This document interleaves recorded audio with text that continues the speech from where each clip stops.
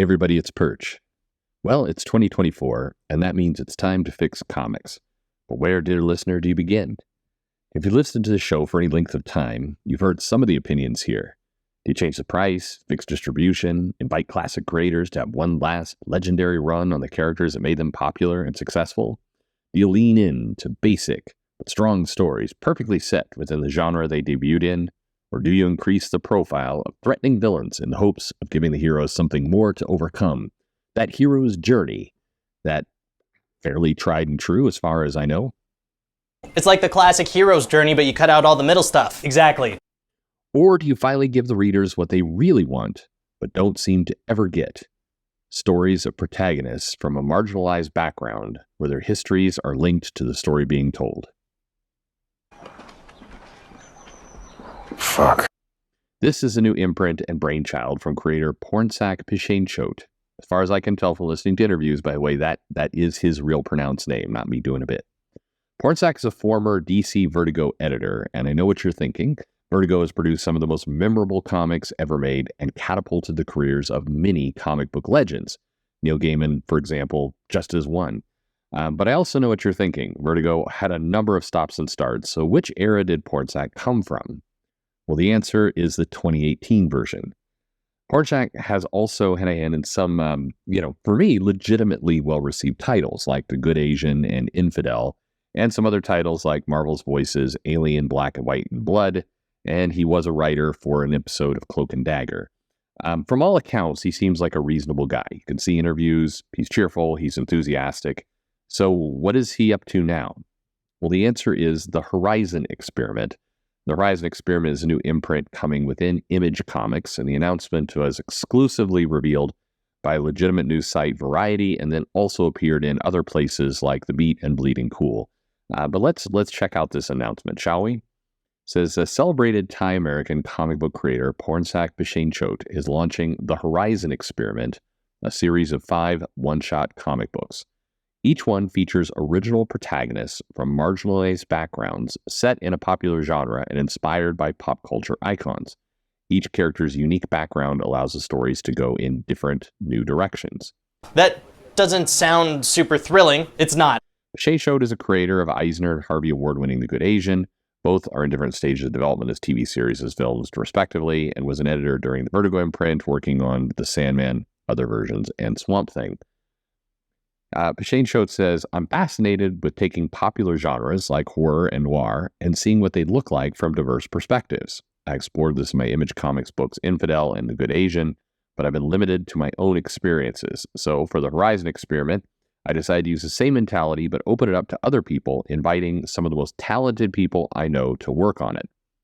We'll get to those talented people in a moment. Each one-shot is the equivalent of a pilot for a new creator-owned series with the potential of continuing if there's demand for more. They're all co-edited by Pishainchot and acclaimed editor Will Dennis, who did Descender, Gideon Falls. As an aside, by the way, the adjectives acclaimed editor, top talent, I feel like that does a little bit of disservice to the whole thing, because when you start using those kinds of words, you got to bring some good stuff. Anyway, back to the announcement. It says the series kicks off with The Horizon Experiment, The Manchurian, written by Pishainchot and featuring illustrations by top artists Terry and Rachel Dodson. And it'll be a thriller featuring a Chinese super spy inspired by James Bond. I'm going to pause here for just a moment and note that it's supposed to be authentic creator to marginalized characters. Pishainchot is Thai, and this is a Chinese James Bond.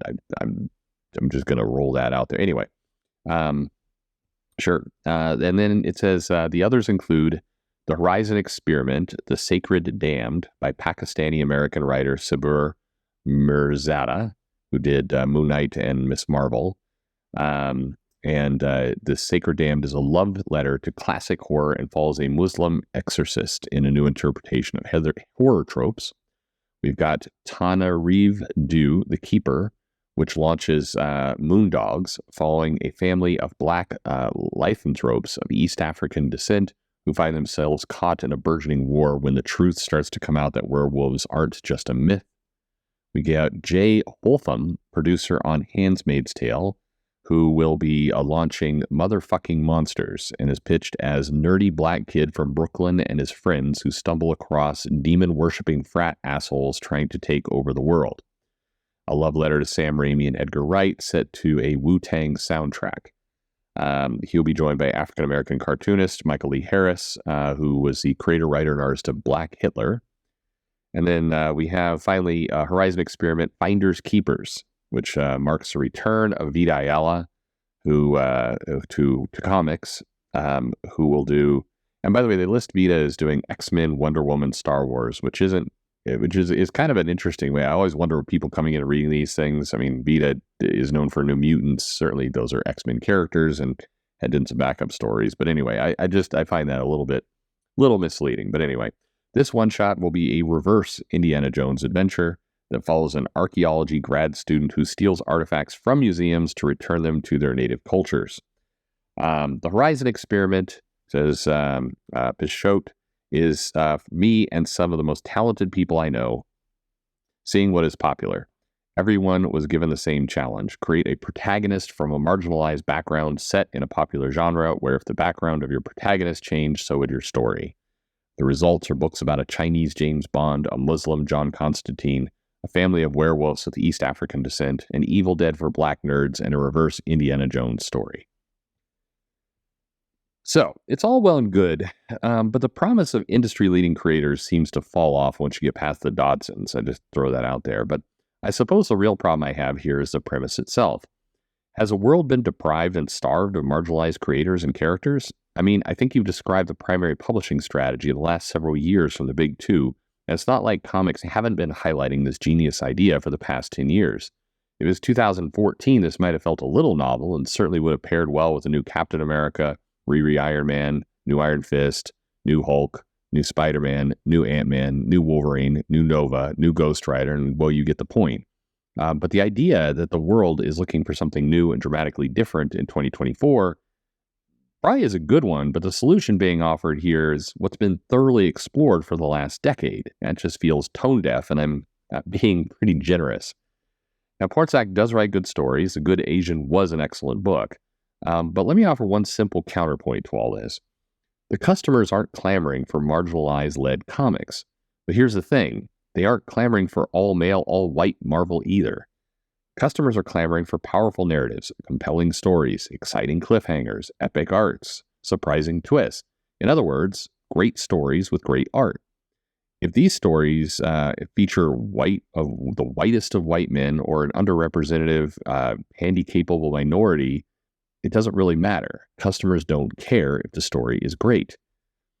In 2024, saying fans want stories by and about marginalized characters with connected backgrounds is a bit like saying they're hoping it can be hotter in Texas, or that we could have older presidential candidates, or maybe an increased amount of diarrhea at Arby's.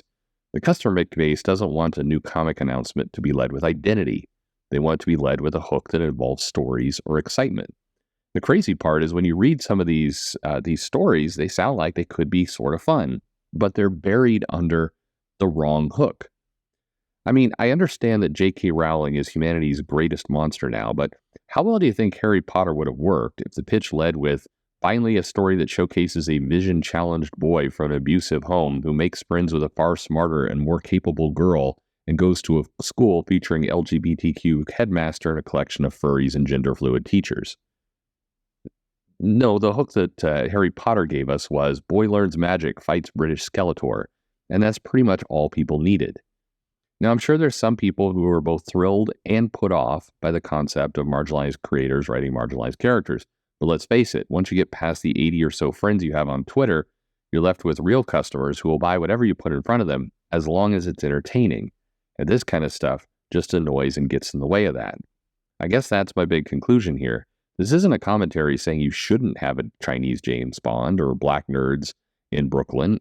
It's that leading with identity and making the entire hook around identity does a disservice to what might or might not actually be a good comic.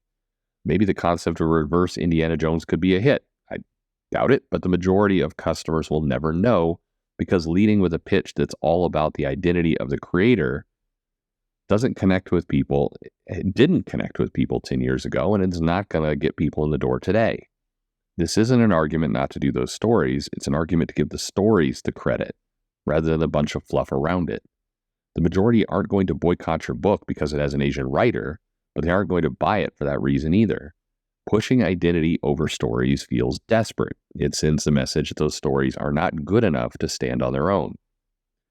Show tells us at the end, because the Horizon experiment is just that, an experiment, we don't know if this will work. But when things like this do work, it's because people who love it love talking about it. So talk about the actual stories already, not yourselves. Not the demographics of the characters, but rather what the characters are going to do. Anyway, thanks for listening.